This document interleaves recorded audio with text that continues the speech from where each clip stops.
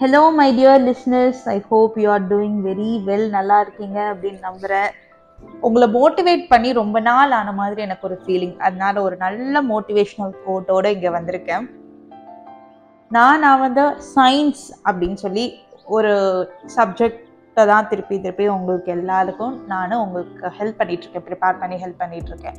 But நீங்க படிக்கிற syllabus எல்லாம் பார்த்தா ஒரு mountain like syllabus you are டீலிங்ல அது எனக்கு கண்டிப்பா புரியுது. எவ்வளோ சிலபஸ் நீங்க கீப் ஆன் ரிவைஸ் பண்ணிக்கிட்டே இருக்கிறீங்க, ஃபிங்கர் டிப்ல வச்சிருக்கீங்க. அதோட ஒரு 15 மார்க்ஸ் 20 மார்க்ஸையும் விட்டுறக்கூடாதுன்னு சயின்ஸையும் விடாம நீங்க படிச்சுட்டே வரீங்க. அது எனக்கு ரொம்ப ஒரு மோட்டிவேஷன் கொடுக்குது, உங்களுக்கு நல்லபடியா டீச் பண்ணிடணும் அப்படின்றதுக்காக. இந்த மோட்டிவேஷன் கோட் என்ன அப்படின்னா, it is not about perfection, it is about your effort அப்படின்னு சொல்லி ஒரு மோட்டிவேஷனை பார்த்தேன். அஃப்கோர்ஸ் நீங்கள் கம்ப்ளீட்டாக நூக் அண்ட் கார்னர் படிச்சிடணும்னு சொல்லி எடுக்கிற எஃபர்ட் இருக்கு இல்லையா, இது going to be a biggest support system. இந்த எஃபர்ட்டு தான் உங்களை எங்கேயோ கொண்டு போய் நிறுத்த போகுதுன்றது எனக்கு நல்லா தெரியும். With this enough motivation, let us start the final part of final video of light chapter, human eye அப்படின்ற சாப்டரோட லைட் கான்செப்ட்ஸை ஃபினிஷ் பண்ணிடலாம். Let's get started. So human eye இருக்கு இல்லையா, மனித கண் அப்படின்றது எப்படி ஒர்க் ஆகுது அப்படின்றது நமக்கு தெரியறதுக்கு முன்னாடி அதில் என்னென்ன பார்ட்ஸ் எல்லாம் இருக்குது, பாகங்கள் என்னென்ன இருக்குது அப்படின்றது நமக்கு தெரியணும். First and foremost cornea. நீங்கள் இன்கேஸ் நீங்கள் ஸ்பெக்ஸ் யூஸ் பண்ணுற ஒரு பர்சனாக இருந்தால் அஃப்கோர்ஸ் நீங்கள் ஐ ஹாஸ்பிட்டலில் கார்னியல் செக்ஷன் அப்படின்னு சொல்லி, ரெட்டினல் செக்ஷன், ஐரிஸ் செக்ஷன் சொல்லி ஒவ்வொரு செக்ஷனில் போய் நீங்கள் உங்கள் ஐ ஸ்ட்ரக்சர்ஸை ஸ்கேன் பண்ணி இருந்திருப்பீங்க, கண்டிப்பாக பார்த்துருப்பீங்க. கார்னியா அப்படின்றது நத்திங் பட் உங்கள் ஐக்கு மேலே இருக்க இந்த க்ரீன் கலர் பார்ட் இருக்கு இல்லையா, இந்த ஐக்கு மேலே இருக்க லேயர் தான் கார்னியா. ஐக்கு மேலே இருக்க இந்த லேயர், ஒரு லேயர் தான் கார்னியா. கிரீன் கலர்ல இருக்கிறது ஐரிஸ். கார்னியா அப்படின்றது இந்த அவுட்டர் லேயர், ஐரிஸ் அப்படின்றது கிரீன் கலர் பார்ட் இருக்கு இல்லையா, இந்த கிரீன் கலர் பார்ட் எல்லாமே iris. Okay, iris determines the colour of an eyeball. நம்ம ஐபாலோட கலர் நமக்கு பிளாக் கலர்ல இருக்கு, ஒரு சிலருக்கு பாருங்க இவங்களுக்கு கிரீன் கலர்ல இருக்கு இல்லையா. ஐரிஸ் என்ன பண்ணும், கலரை டிட்டர்மைன் பண்றது ஐரிஸ். ஓகே, நெக்ஸ்ட் என்ன அப்படின்னா பியூப்பிள் அப்படின்னு இருக்கா. பியூப்பிள் அப்படின்றது நத்திங் பட் கண் பாவைன்னு கொடுத்துருக்காங்க பாருங்க. இந்த பியூப்பிள் தான் எவ்வளோ அமௌண்ட் ஆஃப் கண் பாவைன்னு இருக்குல்ல, பியூப்பிள் ரொம்ப இம்பார்ட்டன்ட் பியூப்பிள்.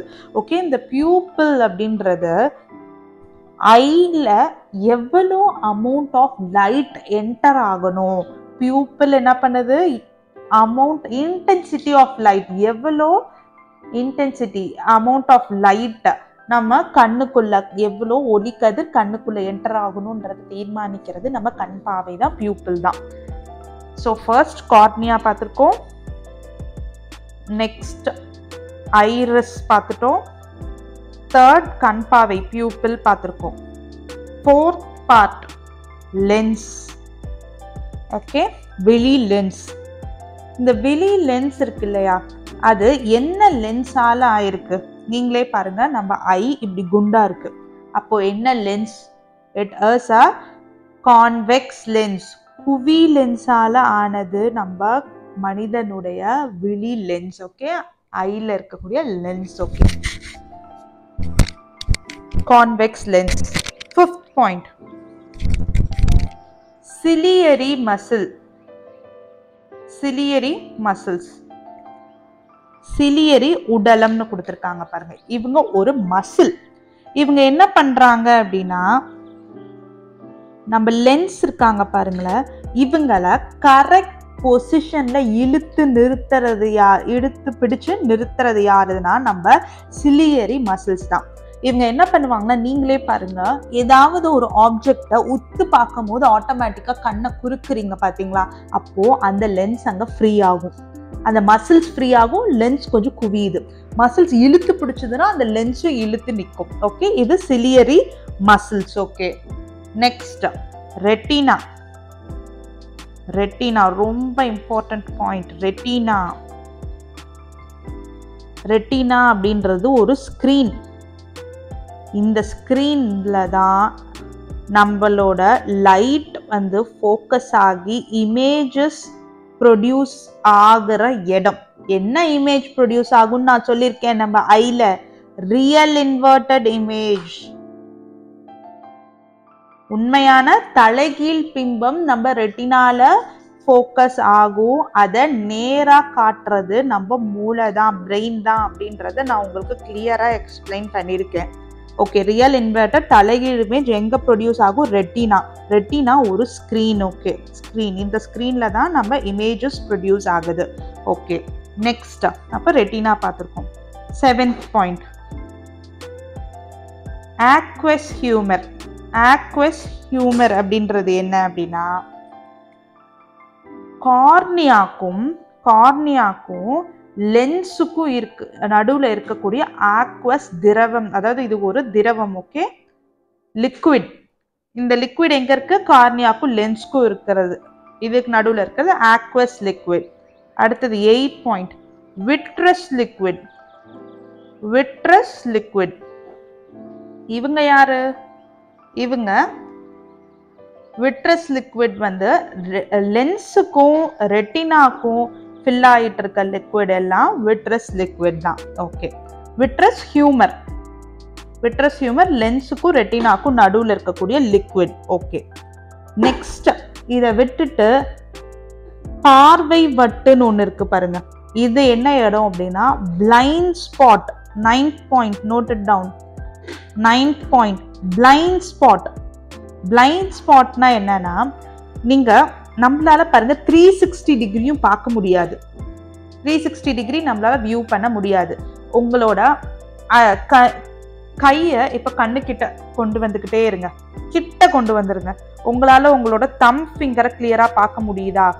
கண்டிப்பா அது அவுட் ஆஃப் ஃபோக்கஸ்ல தான் இருக்கும். உங்க 2 கையை கிட்ட கொண்டு வந்துருங்க, தம் ஃபிங்கரை ஃபோக்கஸ் பண்ண பாருங்க, அது கிளியரா தெரியாது.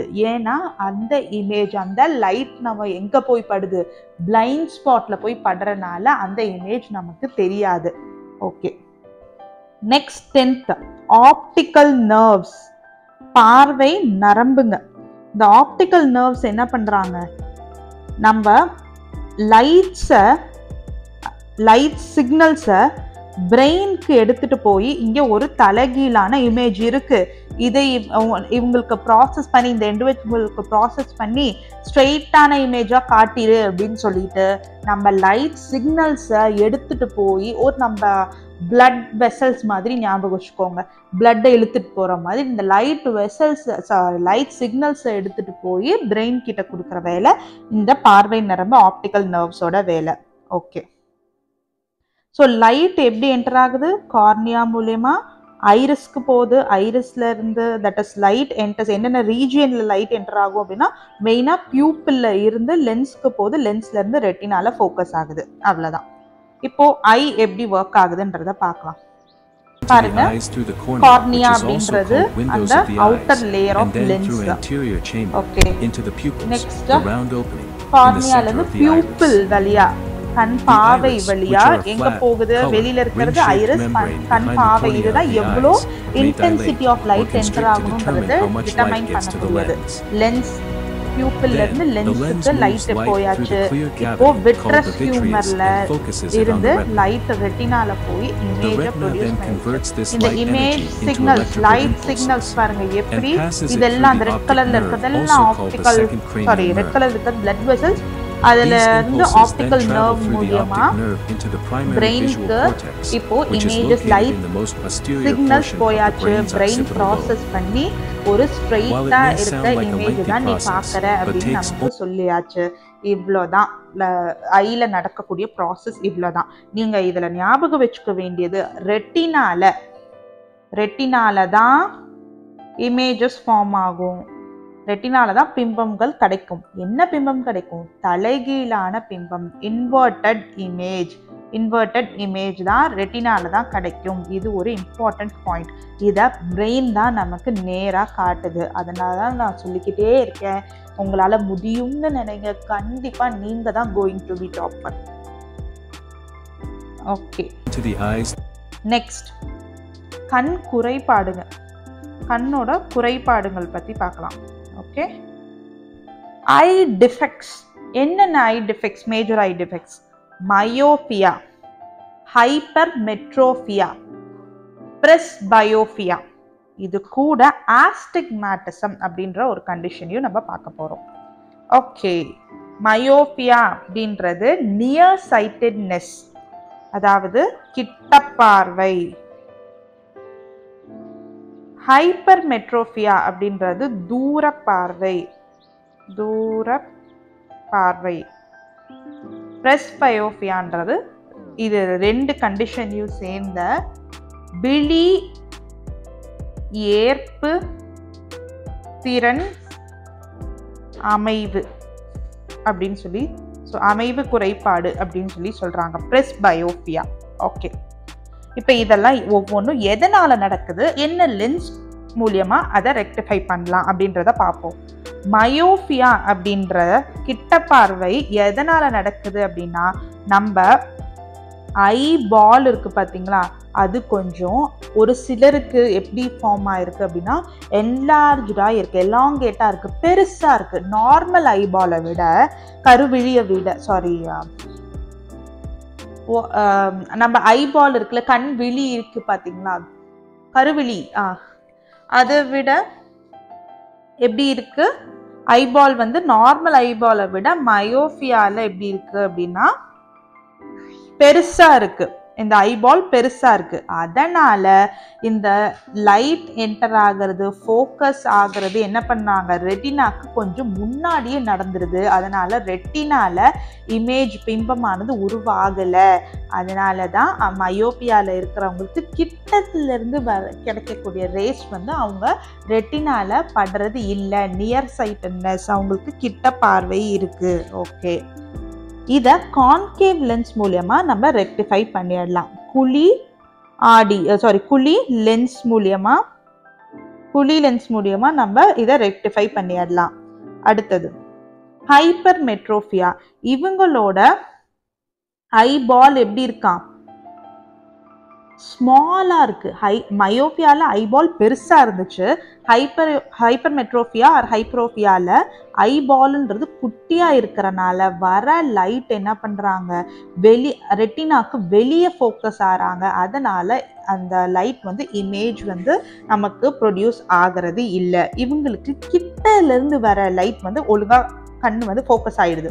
பட் தூரத்துல இருந்து வர லைட் ரேஸ் வந்து ரெட்டினா அப்படின்ற திரைக்கு, ஒளி திரைக்கு வெளியே போய் ஃபோக்கஸ் ஆகுது. அதனால அவங்களுக்கு அங்க பிம்பம் தெரியறது கிடையாது.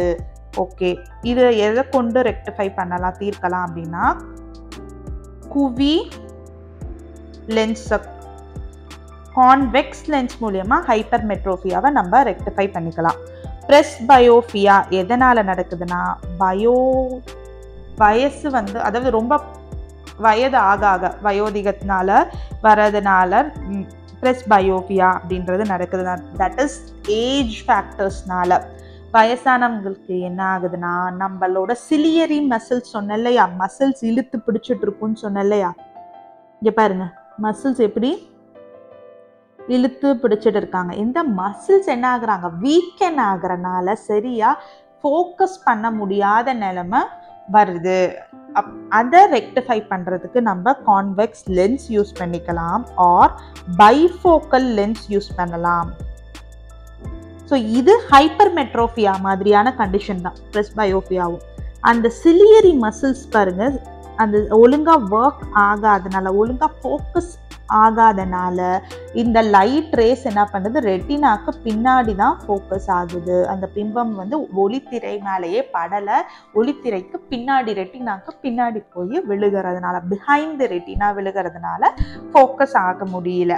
எதனால, சிலியரி மசில்ஸ், அந்த சிலியரி உடலம்னு படித்தோம் இல்லையா, அது என்ன ஆகுது, பர்ன் அவுட் ஆகுறதுனால, வயசானதுனால அது வீக் ஆயிடுச்சு. ஓகே, நெக்ஸ்ட் ஒரு கண்டிஷன் ஆஸ்டிக்மேட்டிசம்னு ஒரு கண்டிஷன் இருக்கு. இது என்னன்னா, மயோபியா பிளஸ் ஹைப்பர்மெட்ரோபியா, இது 2 கண்டிஷனுமே அவங்களுக்கு இருக்கும். அவங்களுக்கு இமேஜஸ் என்ன ஆகுது, பிளர் ஆகி தெரியுது, கலங்களா தெரியுது, ரெண்டுமே கலங்களா தெரியுது. ஏன் அப்படின்னா ஆஸ்டிக்மேட்டிசம் இருக்கக்கூடிய பீப்புளுக்கு லைட் என்டர் ஆகி 2-3 இடத்துல ஃபோக்கஸ் ஆகுது. லைட் என்ன பண்றாங்க, 2-3 இடத்துல ஃபோக்கஸ் ஆறாங்க. ஆக்சுவலி இப்படி நடக்க கூடாது, ஆனா 2-3 இடத்துல லைட் ஃபோக்கஸ் ஆகும் போது 2-3 இமேஜஸ் எல்லாம் சேர்ந்து ஒரு கலங்கலான இமேஜஸா தெரியுது. இந்த கண்டிஷன் 1000ல் ஒருத்தவங்களுக்கு தான் வரும், astigmatism.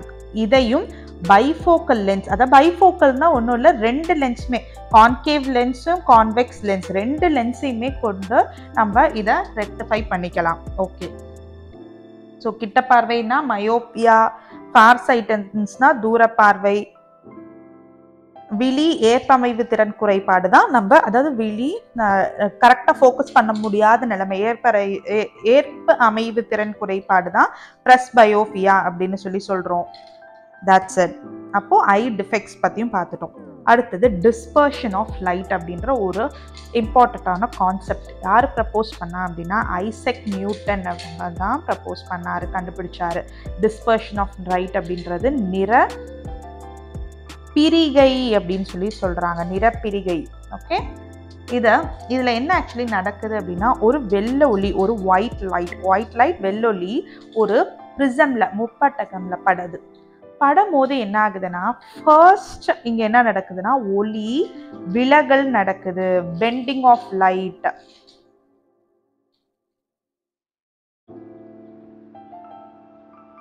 Sorry, just a minute. Okay, விலகல் நடக்குது, that is refraction of light நடக்குது. நெக்ஸ்ட் என்ன நடக்குது அப்படின்னா டிஸ்பர்ஷன்,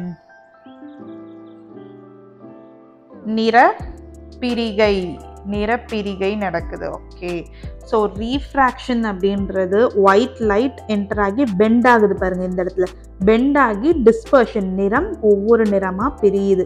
ஓகே, இது எதனால பிரியுதுன்னா ஒவ்வொரு நிறத்தோட ஒவ்வொரு லைட்டோட வேவ் லென்த்னால இது பிரியுது. ஓகே, இப்போ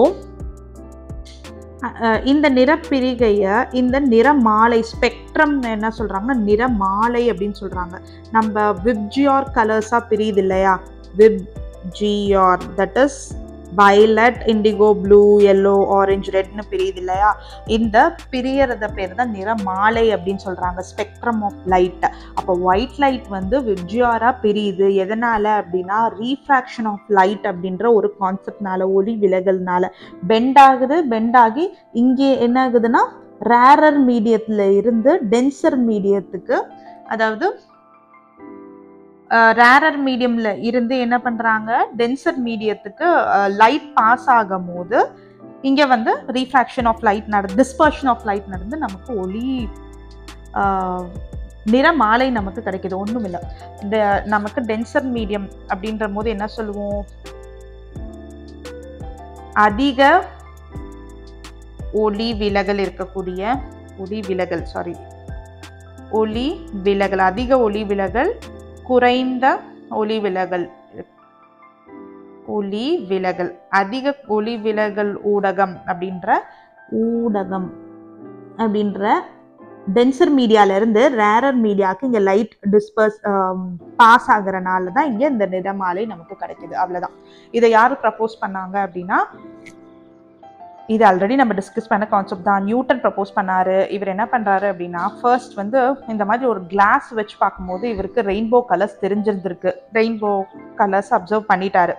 அப்போ இவர் என்ன நினைச்சாருன்னா இன்னும் ஒரு பிரிசம் இங்க வைப்போம், அப்போ ரெட் கலர் என்டர் ஆச்சு, ஐ மீன் இந்த ரெயின்போ கலர்ஸ் என்டர் ஆச்சு அப்படின்னா இன்னும் பிரிஞ்சு ரெட் கலர் தனியாகவும் கிரீன் கலர் தனியாகவும் பேண்ட் ஆஃப் லைட் கிடைக்குதான்னு பார்ப்போம் அப்படின்னு சொல்லிட்டு வச்சு பார்க்குறாரு.